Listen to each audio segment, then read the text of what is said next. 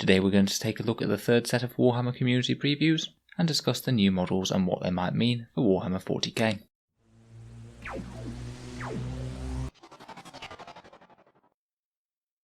Hello and welcome back to Auspex Tactics, the strategy focused 40k channel where we're usually all about getting the most out of our miniatures on the tabletop, although today we're just going to take a look at all the new shiny things that Games Workshop have recently shown us. So this is the third and I believe the last of their scheduled Adepticon release previews. Again, I'm afraid to report there's nothing absolutely cataclysmic and mind-blowing in this one. Just a number of very cool miniatures from various different releases, as we've been seeing in the last few weeks. I think that the reason that they said it was the biggest preview ever was because they literally just had the most stuff to show, rather than necessarily any single thing being incredibly outstanding for things like Warhammer 40k. I know this got some people's backs up a little bit, but I had my expectations tempered a bit after the first couple of previews, so I wasn't necessarily expecting anything mind-blowing this week. As a short summary, we've got 2 new characters for 40k, a new Illuminar Xerath, and a new named Xenos Inquisitor. In Inquisitor Kyria Draxus, both of whom are going to be coming out in Psychic Awakening Pariah.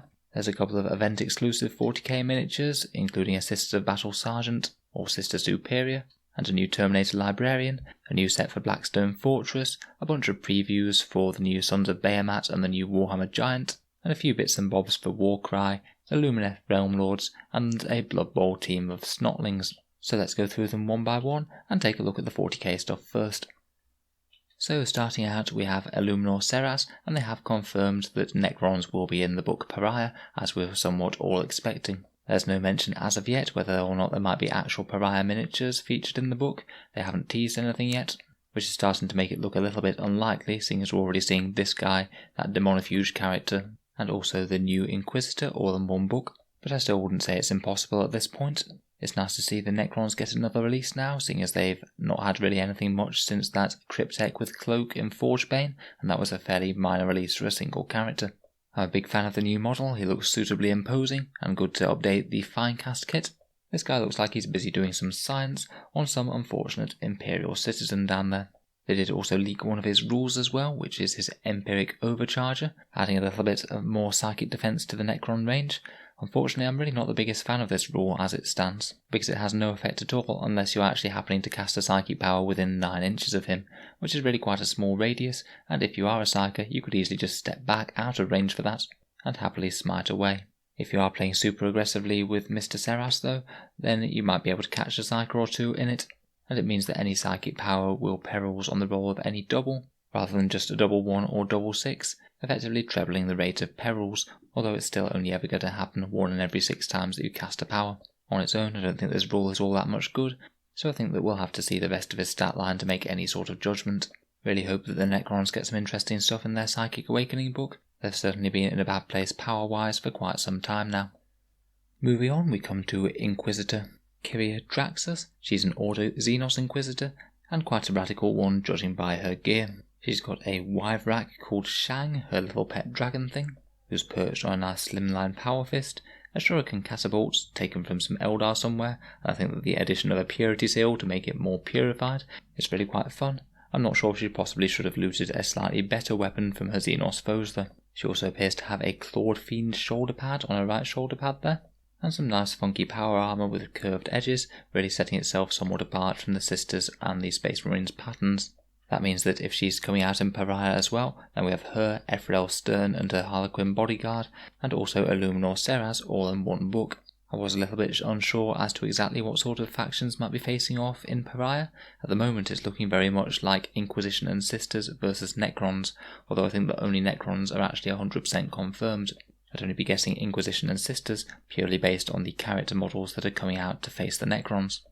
In any case, it's very cool to have another new Inquisitor. The Order Xenos Inquisitors do actually have some pretty cool tricks, such as the psychic power that stops their henchmen from being shot when they're near the Inquisitor, so depending on exactly what else she can do, she could well be worth including alongside an Imperial force. You can add Inquisitors in very easily indeed. Next we have a couple more 40k miniatures, and these are the ones that were going to be event exclusive miniatures for Adepticon I think, and they've said they're going to be made to order miniatures and only available for the next 2 weeks. I kind of feel that this is pretty interesting, seeing as they're not going to be able to ship them in the next 2 weeks, what with the lockdown. I guess they might be trying to use these as instead of just being Adepticon exclusive miniatures to actually keep a little bit of sales and money coming in for Games Workshop, which I'm sure are struggling like every company is in this financial shutdown. As for the miniatures themselves, they are Sister Tariana Palos, who is reminiscent of one of the recent Sisters of Battle cover arts. Looks very much like a standard Sister Superior or Squad Sergeant, could be used in Celestians perhaps. She costs £22.50, as does Lexicon and Varus, the Terminator Librarian that you can see on the right. It's quite nice to see another old-style Marine miniature rather than just Primaris, so having another sculpt for a Librarian certainly isn't a bad thing. And I did quite like the way that they said that if you're ordering them together then you get free shipping as you're paying over £40, which I'm not really sure turned it into a positive for me, seeing as it just kind of underlines that you're buying 2 small miniatures for £45. Another unit that will probably be seeing rules for 40k is the Blackstone Fortress next release, and their last campaign for the series called Ascension.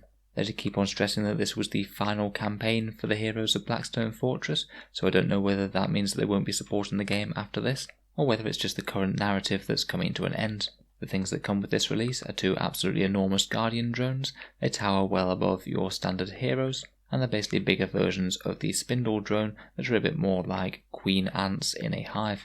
They will apparently have some unaligned 40k rules. They might not necessarily fit in very well in detachments or things, but it's quite fun that you could play with them in a larger game should you wish to.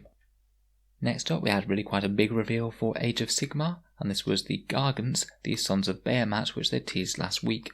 They've basically released an enormous giant kit for Age of Sigmar. This one is actually significantly bigger than the standard giant kits for Warhammer that they had before, the Ale Guzzler Gargant as it's now known I believe. This multi-part kit builds you either a War Stomper, Gatebreaker or Kraken Eater Gargant, and I think they're somewhat trying to do what they did with Imperial Knights for 40k, but make it all about big stompy giants in Age of Sigmar. I believe that you can either field these guys all as one big army, or they can ally with essentially any faction whatsoever. They talked about things like the War Stomper being good with Orcs or something, and the Kraken Eater being fitting to go alongside Ideneth Deepkin. In any case, this looks like a spectacular kit with an absolute ton of options, and I'm sure that people will have a field day putting different giants together. It really looks like you don't ever have to build 2 the same, as you can build all of these 3 very different looking beasts from the exact same kit. There are some very grisly details as well, such as the middle one having a bunch of villagers in his hand. I wouldn't like to be one of those guys. And the Kraken Eater has a massive club made out of ship's cannons and things. Next we've got a Warcry Warband, which are the Khainite Shadow-Stalkers. These ones are a departure from the standard Chaos look of Warcry. They're going to be including some elven factions and probably others too. These guys are essentially sort of elves of shadow, and I must say just as pure miniatures as they go, they're absolutely amazing sculpts. In particular that one in the middle is just done so well, and I think the paint job has really done it justice as well. I love the long shadowy cape that's billowing around it, and that very imperious crown over a glassy visor. A really awesome sculpt that one. I could see maybe Dark Eldar players using that as a counter's Archon. It would certainly work well to represent a shadow field in my opinion. These are apparently only 3 of the Warcry Warband. Again, there's going to be something like 12 of them, like with the others. Next they've shown off just a small character miniature for the Lumineth Realm Lords, not quite as titanic as some of the things they showed off last week, but this is Sinari Cathalar, a less overtly fighty special character, who channels the darker impulses of the Realm Lords and releases them en masse against the opponent, quite literally scaring them to death. I think sculpting a veil like this is really quite interesting. I really like the way that it's painted, it does look very effective, but I can imagine that will be quite a skilled thing for a new painter to try and get to grips with. I've got to admit though, the smoky bits coming out of the giant goblet thing do look a little bit strange. I'm not sure they really do the miniature any favours whatsoever. Next we come to a new Blood Bowl team, and they're Snotlings. I'm not sure if we've ever seen Snotlings be their own kind of faction, distinct from Orcs before, but now we have them as a Blood Bowl team. They have some regular player guys, including a couple of them using living fungus, either as a space hopper or to hurl at the enemy, and an awesome little guy on stilts who apparently has the profile of the standard Snotling, but a little bit faster. I believe that they're only strength 1 models, which means that even halflings and goblins will be beating them up, so they might be a little bit of a challenge to play. They do have a bit of the muscle of their own though in the Snotling pump wagon, which is definitely a throwback to old school Warhammer fantasy, and apparently that will do a decent job of messing up enemy frontline players. Really cool little flavourful miniatures these, I'm sure they'll be very well received. For the Horus Heresy we have a character model for Saul Tarvitz, an Emperor's Children loyalist from the early days of the Horus Heresy, who held out against Horus for a surprising amount of time in the first 3 Horus Heresy books. Apparently he's never had a miniature of his own before, so it's quite nice to see him rendered in resin. And again, any 30k miniatures are generally quite good for 40k, as they give us plenty of conversion opportunities. You make an excellent Space Marine captain, or perhaps an Emperor's Children Chaos Lord with a little bit of a different, cleaner feel.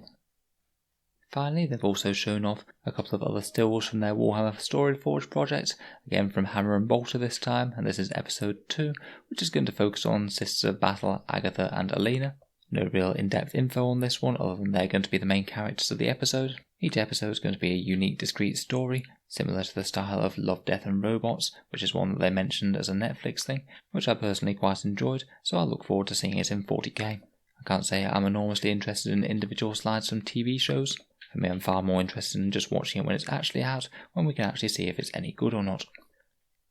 They say they'll be back in May for more previews. Realistically, I think they're going to have to be somewhat flexible in terms of playing the situation by ear to see when they can return to work, as per the evolving virus situation. It does mean that we might not be getting these miniatures in our hands ourselves for quite a while down the line.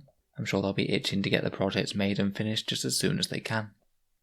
So if we look at it as a whole, as a summary from all the releases, to be fair to them, they've really shown off an absolute ton of new miniatures, and I can see why they called it the biggest previews ever if you lump them all together. And I do see why they spread it out over 3 different things to try and keep people's interest up while we're all on lockdown, rather than just dumping it all at the start, and then not hearing back from them for something like 6 weeks or something. I'm still just a little bit disappointed that we didn't see anything absolutely cataclysmic like Primarch's 9th edition or 40k Endless Spells with Psychic Awakening. I honestly still suspect that that could be just around the corner. With Pariah, they'll essentially be finishing the Psychic Awakening series, so that really begs the question, what next? And I think a major update to the game is certainly on the cards. I guess we'll see if they have anything more for us in May. I'll certainly be looking forward to seeing what happens. Let me know your thoughts and opinions on any of these things that you've seen in the video. I know it's a little bit thin on the 40k releases again. It does seem like Age of Sigmar's really got the lion's share of the releases this time round. What with that massive new Lumineth range and also the Gargants. 40k really, we've only got character reveals and a fair bit more knowledge about War of the Spider and Pariah. If you've enjoyed this video, feel free to subscribe to Auspex Tactics for more 40k content every day. And if you've been enjoying the videos recently, then please consider taking a look at the Patreon page. It is what keeps the channel going and keeps these videos coming quite so regularly, so any support is absolutely greatly appreciated. And a massive thank you to the patrons already making this channel possible. You guys are awesome. In any case, a very big thank you for listening, and I'll hope to see you guys next time.